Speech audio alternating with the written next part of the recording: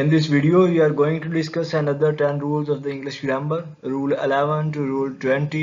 तो शुरू करते हैं. Rule number 11, you explain and suggest something to somebody. तो example से समझते हैं. Please explain me. This is not a correct form. Please explain to me. This is the correct form. Why? You are not explaining somebody, but you are explaining something to somebody. आप किसी चीज़ को किसी को explain कर रहे हो, ना कि किसी को ही एक्सप्लेन करना, किसी चीज़ को एक्सप्लेन करना है किसी पर्सन के सामने. Please explain to me, not please explain me. You are not explaining the me, but you are explaining something to me. How the new software works.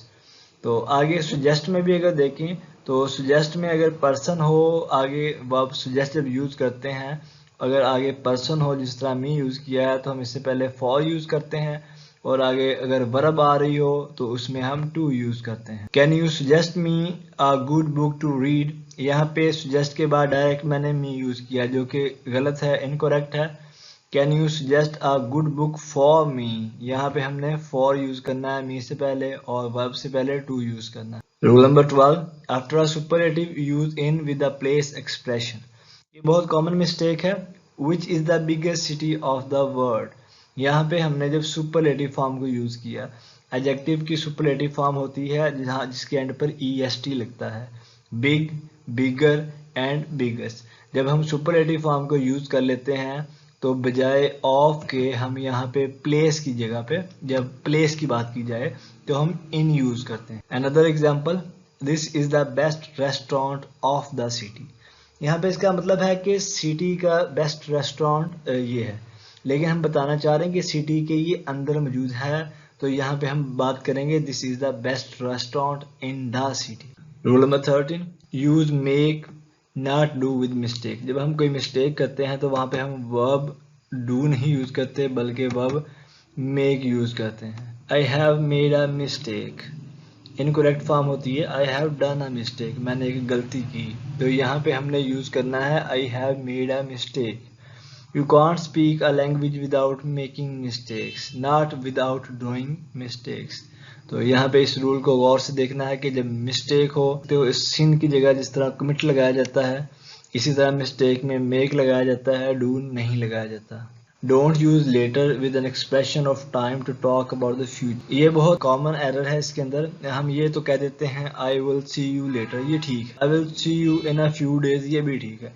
लेकिन जब हम फ्यूचर को भी स्पेसिफिक कर दें और साथ लेटर को भी इकट्ठा यूज कर दें तो ये गलत होता है. आई will see you a few days, अब टाइम का बता दिया है फ्यूचर के अंदर, और लेकिन साथ फिर हमने लेटर यूज कर दिया तो ये इनकरेक्ट होगा. We will have a meeting this week. अगर नेक्स्ट वीक के बारे में आप कहना चाह रहे हैं फ्यूचर के अंदर कि नेक्स्ट वीक हमारी मीटिंग होगी, तो इसको आप अगर इस तरह कहें We will have a meeting later this week, यानी लेटर भी यूज किया और दिस वीक भी यूज कर दिया तो गलत है. अगर आपने टाइम स्पेसिफिक कर दिया है देन आपको लेटर यूज नहीं करना. लेकिन अगर टाइम स्पेसिफिक नहीं है देन आप लेटर यूज कर सकते हो. I will see you later. Rule number 15, use to. ये एक फ्रेजल वर्ब है, हैज नो प्रेजेंट फॉर्म. जो पास्ट की हैबिचुअल थिंग्स को एक्सप्लेन करने के लिए, बताने के लिए हम यूज करते हैं.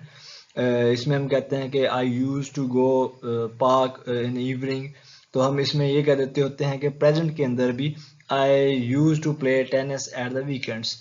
यहाँ पे ये नहीं करते बल्कि सिंपल प्रेजेंट यूज करते हैं हैबिट्स के बारे में बात करने के लिए. Where do you use to have lunch, ये गलत है. यूज टू नहीं यूज करना प्रेजेंट के अंदर, आपने सिंपल प्रेजेंट टेंस के अंदर बात करनी है. Where do you usually have lunch. Before most abstract noun we use great not big. यहाँ पे कॉमन मिस्टेक की जाती है कि हम कहते हैं I have big respect for her ideas.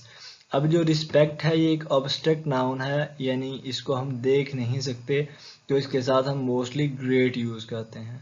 यहाँ पे एक ज्यादा कॉमन जो है वो देखते हैं, we had a big difficulty, not a big but we have a great difficulty. तो education plays a great role not a big role. यहाँ पे एक कॉमन मिस्टेक, हम बिग रोल कहते हैं, लेकिन क्योंकि जो रोल होता है वो एक ऑब्स्ट्रैक्ट चीज है, तो यहाँ पे हम लिखेंगे a great role, not a big role. Rule number 17, used to after married or engaged. He has married to a doctor, not he has married with a doctor. यहाँ पे with इस्तेमाल किया हुआ है जो कि गलत है, तो married के बाद हमेशा to यूज होता है। इसी तरह engaged के बाद भी हमेशा to इस्तेमाल होता है, not with।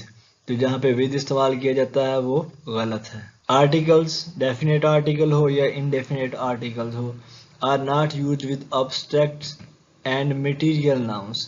अब्स्ट्रैक्ट और मटेरियल नाउन्स क्या होते हैं? अब्स्ट्रैक्ट नाउन्स आपके पास वो नाउन्स हैं जो नज़र नहीं आते, जो फीलिंग्स हैं, इमोशंस हैं, love, hate, all are the types of the abstract nouns. And material nouns के अंदर आपके पास ऐसी चीज़ें आ जाती हैं जिनसे मिलके नई चीज़ें बनती हैं, जस्ट लाइक गोल्ड, वुड या राइस, ये सारी की सारी मटेरियल नाउन्स के अंदर आ जाती हैं। जब हम इनका जेनेरिक यूज करते हैं, तो लास्ट वीडियो के अंदर हमने डिस्कस किया था, जब हम चीज़ों के बारे में जनरली बात कर रहे होते हैं तो उसमें हम आर्टिकल को यूज नहीं करते।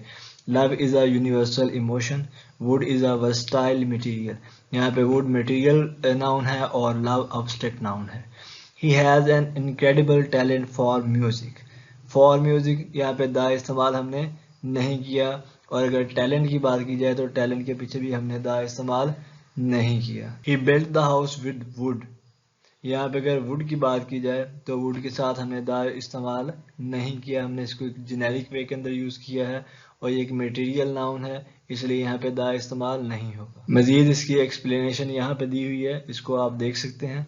ये एब्स्ट्रैक्ट नाउन है और ये मटेरियल नाउन है, इन तमाम चीज़ों के साथ दा का इस्तेमाल नहीं होता। रूल नंबर 19, यूज आल्दो और बट, लेकिन हम इन दोनों को इकट्ठे इस्तेमाल नहीं कर सकते। Although it was late she went out, it was late but she went out.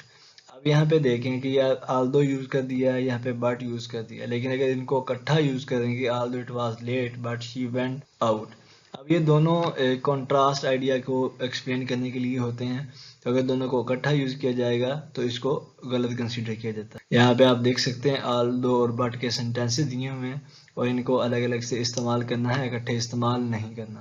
पोजेसिव्स replace articles, यहाँ पे ये एक इम्पॉर्टेंट रूल है, ये भी एक कॉमन मिस्टेक होती है। Who stayed in the Jones house at the weekend।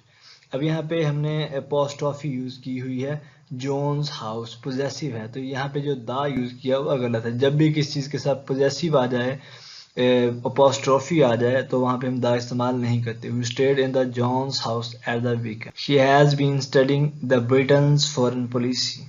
यहाँ पे दा इस्तेमाल नहीं करेंगे, ब्रिटेन्स फॉरेन पॉलिसी आएगा।